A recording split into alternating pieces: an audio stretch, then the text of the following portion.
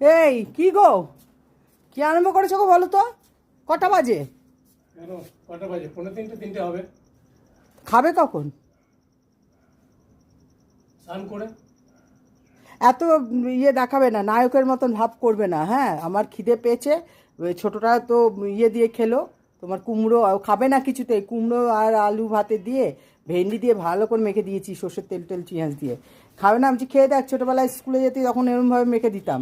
যাই হোক, খেয়েছে, ভালো লেগেছে এখন। কুমড়ো ভাতে খেয়েই তো ওই সুন্দর চেহারা সুন্দর হুম, হয়েছে। কুমড়ো ভাতের বুঝে না। না, তুমি তাড়াতাড়ি করো, চা করতে বলেছো, এখন আবার চা বসিয়েছি, বিরক্ত লাগছে।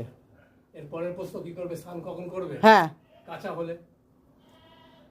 যা খুশি করো, চললাম। আমি চাটা দিয়ে দিচ্ছি, তারপরে আমি টিভি দেখবো বসে বসে। এই দেখো চা হচ্ছে, চা করছি। এখন খাবেন উনি, ভাত খাওয়ার নাম নেই, এইভাবে চালায়। তোমরা বলো কি করব।